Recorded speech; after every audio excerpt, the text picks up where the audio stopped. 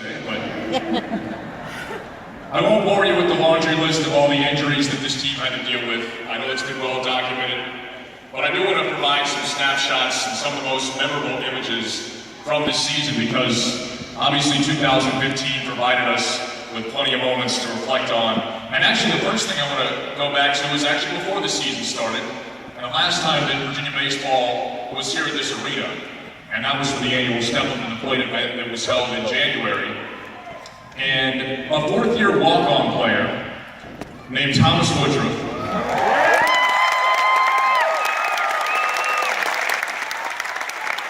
he addressed the crowd during the Step Up to the Plate event. And as far as I can remember, he is the only active player that's ever been asked to speak at that annual fundraiser event. And here's a guy who had never started a game in his Virginia career at that point. He had never started a game, and yet he was asked to speak to the crowd.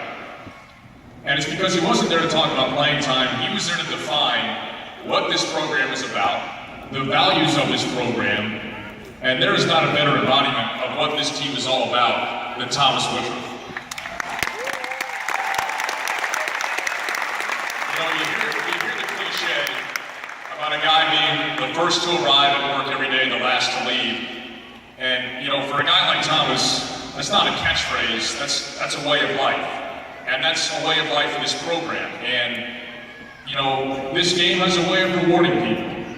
You put in the time for 3 years like Thomas did behind the scenes, completely in the shadows, and then all of a sudden, here he is, the College World Series stage. He wins the Elite 89 award for the highest GPA.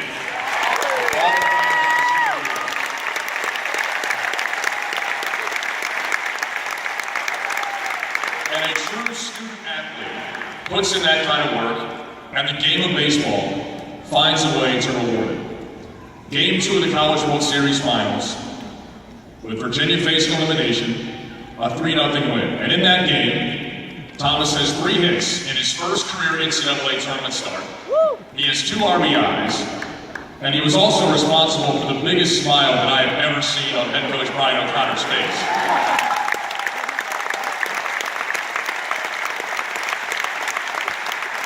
So with that said, I want to steal a phrase from Oak.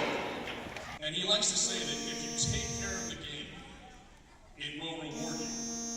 And we saw that this season. This was a perfect example of that really coming to fruition. And now most of you know that we weren't actually able to play a game at Davenport Field this season until March the 11th. A full month, we were on the road, finding sites to play games, and I'll take you back to February 20th, the second week into the season, and we were at Bishop England High School in Charleston, South Carolina. And I was calling the game holding a cell phone in my ear, and I was so close to the batter and the catcher that Matt Nice told me after the game he heard every word that I said.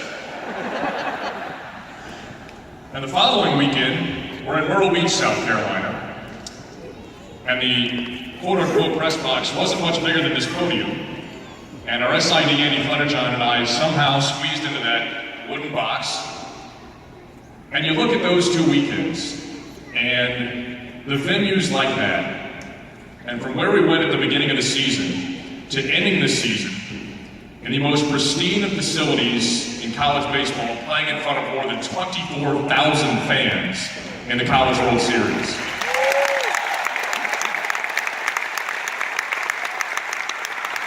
I think that's kind of the way the game of baseball works, because those early weeks, these kids, they're taken out of their comfort zone.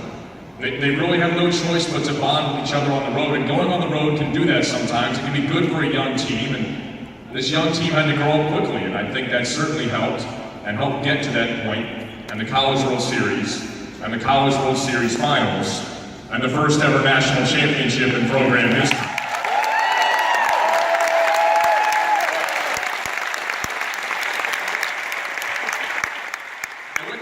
That brings me to last night, and that brings me to a young man named Nathan Kirby. Now, last year, as you all remember, he took the loss in Game 1 of the College World Series Finals. But I don't really remember much about that game. It's kind of a blur at this point. And any memories that I had from that game place because now, in movie-like fashion, you've got last night's game, and only something that the game of baseball could script. And now the image that I have is of Nathan getting the final 6 outs of last night's win.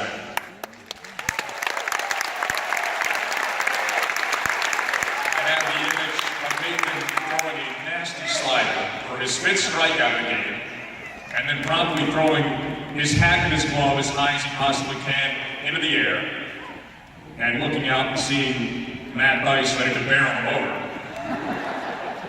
And what ensued was the most memorable dogpile in the history of Cavalier baseball last week.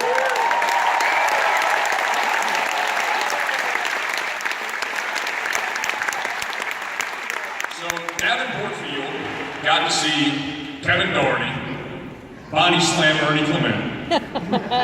And that sent us back to Omaha. Well, last night we got to see Matt take down Nathan. And that brought us back home here to Charlottesville to visit with all of you with a pretty special piece of hardware in tow with us. Now, in case you're wondering, we just got back and the trophy did have its own seat on the plane. And we also were sure to abide by the fasten your safety belt sign with that trophy and took very good care of it. But for this season, to be back here now in Charlottesville, you go from the opening weekend and the night before the first game at a team barbecue in Greenville, North Carolina, to the In-N-Out Burger as soon as we landed in Los Angeles for the Lake Elsinore Regional.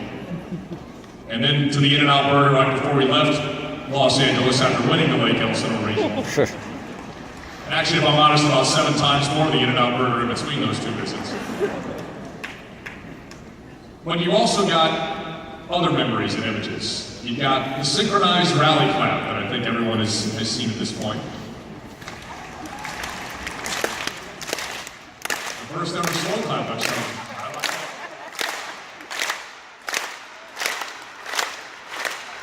You got our head coach Ryan O'Connor learning how to take a selfie. You've got heartbreaking moments, as a season like this has to have. You've got the doubleheader finale at NC State in April, losing both games on walk-offs. But you've got heartwarming moments, like what we just had in Omaha, where our coaching staff adopted the Omaha Police as part of the Virginia baseball family.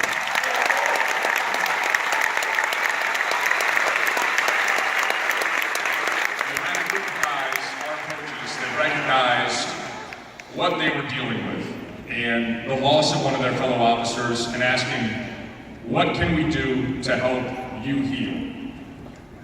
And that was in a moment where their team is playing for the national championship, and they take the time to step aside and do that. And those are the things that a guy like Thomas Woodruff talks about and stepping to the plate this past January, what this program is all about. So I think to summarize, and get the people you really want to hear from tonight.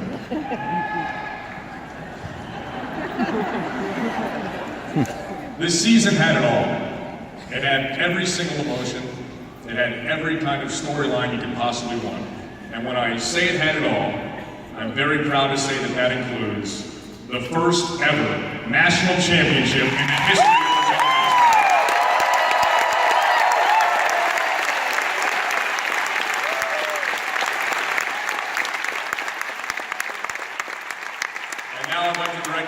back to the video board, where we have a special highlight montage for your viewing pleasure.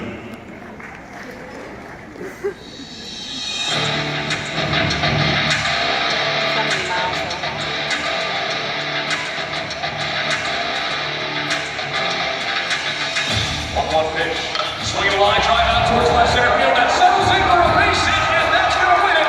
Coming home to score is Matt Dice as the throw is late, and Virginia walks it off in the longest game in the history of Virginia baseball. It'll be a 1-2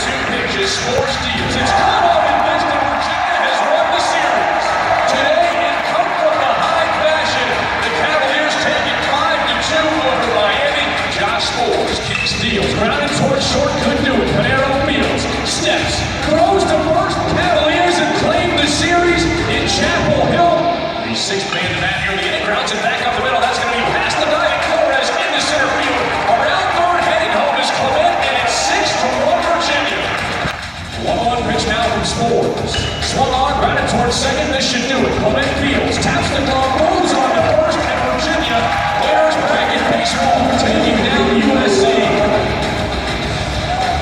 Next pitch, throw down to second base. They got the runner hung up between first and second. Go back to Clement at first is going to be in time, and that'll be a strikeout out, throw him out, double play. That is the difference in the ball game right now. McCarthy swings, pulls the hands in, and drills it to right field towards the 36-foot high wall. And he cleared it. Joe McCarthy has tied the ball game with a monster home run. Swung on, looped over the shortstop's head, and the left center field base hit.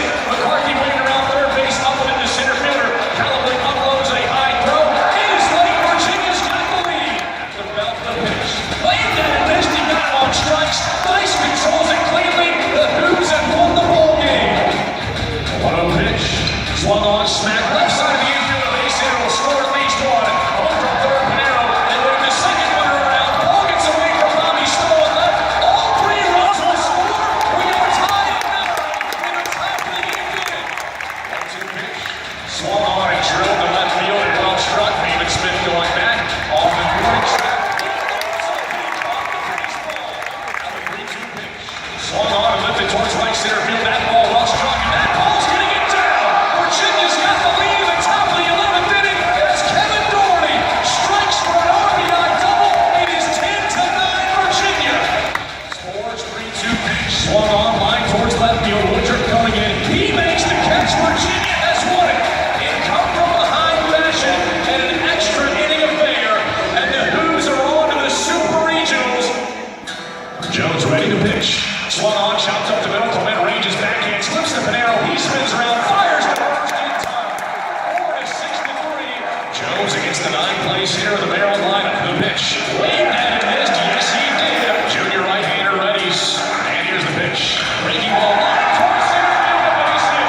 Around third, heading home comes Nice. The throw goes back into second. Virginia's within one. The pitch to Doherty. Fastball swung on, drilled towards left center field. That chases way back. He's got a long way to go to the warning track. Leaps up, he turns the baseball. He turns the baseball. That should clear the bases. And it will. Virginia's got the lead for the first time today. Scores back to the windup. Righty deal. Swung over and missed. He got him on strikes. Virginia a come from behind win. And the Hoos are 1 away from Omaha. Peters count for Towns 2-0. The pitch. Swung on with the towards right center field range over. That's going to get down for a base hit as it's in front of the line wave, and Virginia's got the lead. He squares around, pulls it back, pitch misses high, go to second base. They got it out. Here he sits. Deals. Breaking ball line. That should have been it. Woodruff stands up to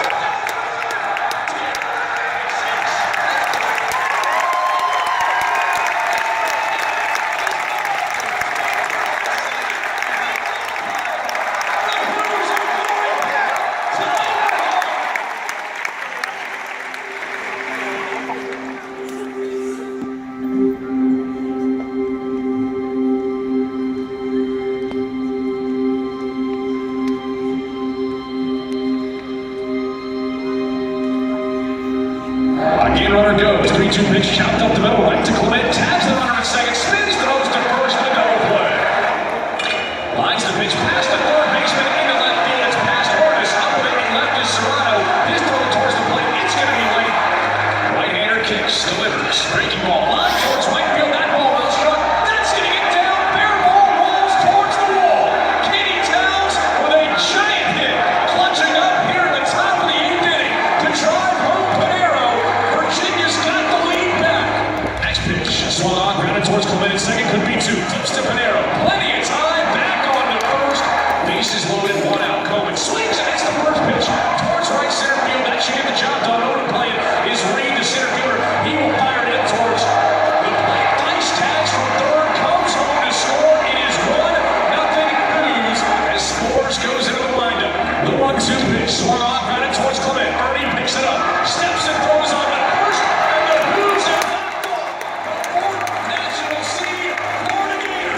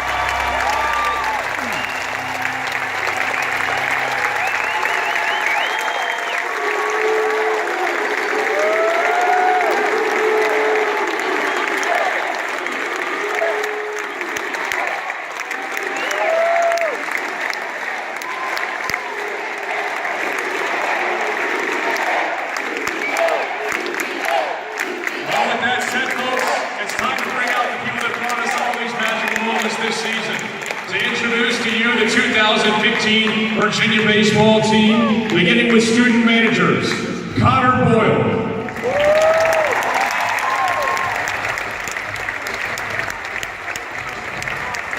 Ryan O'Connor. Student video assistant, Jackson Wright. Our equipment manager, the guy that always keeps us looking fantastic, Chris Moore. Director of Strength and Conditioning, Ed Nordenchild. Coordinator of Video and Scouting, Mike Roberts. Director of Baseball Operations, Robbie Swab.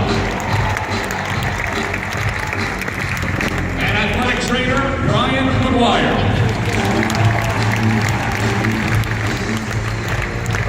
And now, folks, it is on to the players. We begin with our first years. Number 4, Ernie Clement.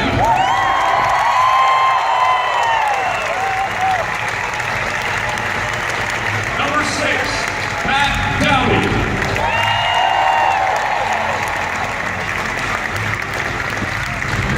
Number 7, Adam Paisley.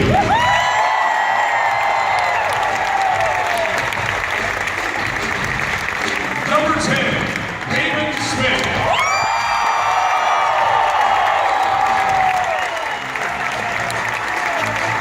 Number 11, Ben Sousa.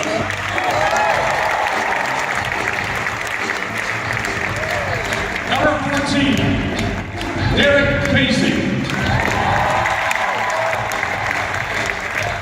Number 12, Charlie Cody. Number 16, Tommy Doyle. Number 18, Justin Novak. Number 23, Christian Lowry.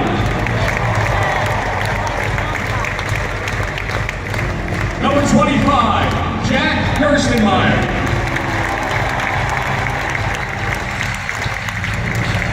Number 34, Riley Wilson.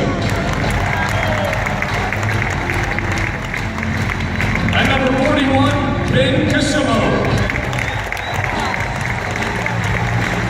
Ladies and gentlemen, your first year class. And now on to the second years. Number 13, Alec Bettinger.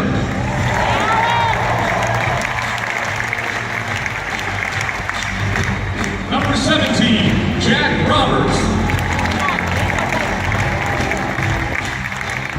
Number 21, Matt Weiss.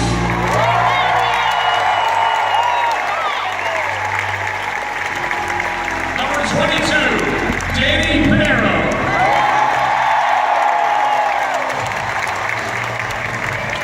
And number 33, Connor Jones.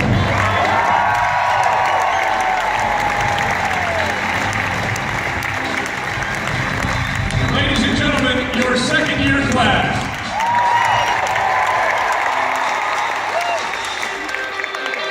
And now on to the third year class. Number 8, Robbie Coleman.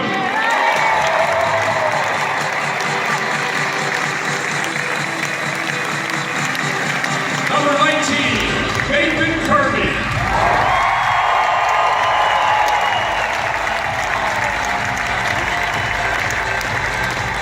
Number 20, Brandon Waddell.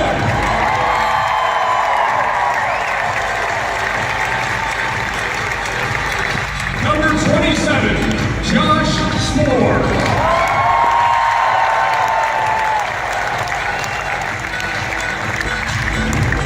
Number 28, Kevin Doherty.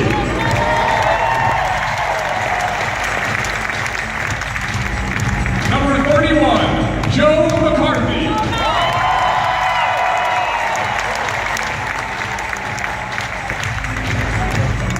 And number 35, David Rosenberger.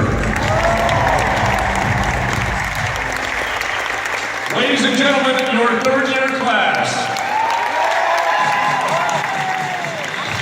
And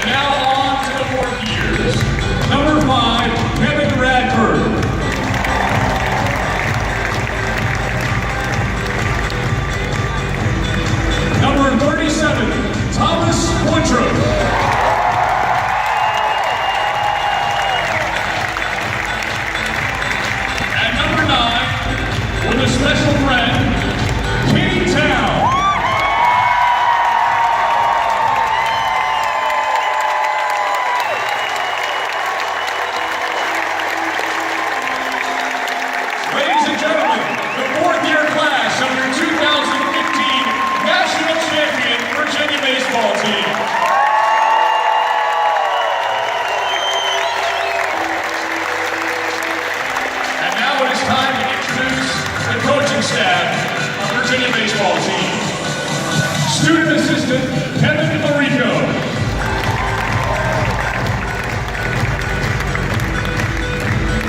Assistant coach, Matt Kirby.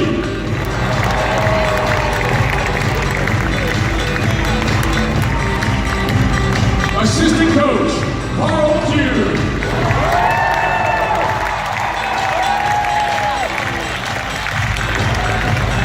Associate head coach, Kevin McCullen. And the head coach of your Virginia Cavaliers, Brian O'Connor.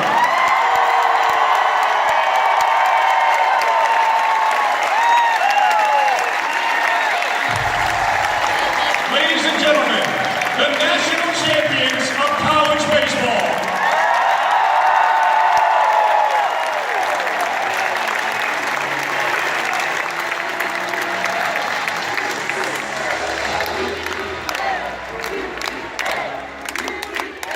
At this time, I'd like to bring out our next speaker with some words to share, the president of the University of Virginia, Teresa Sullivan.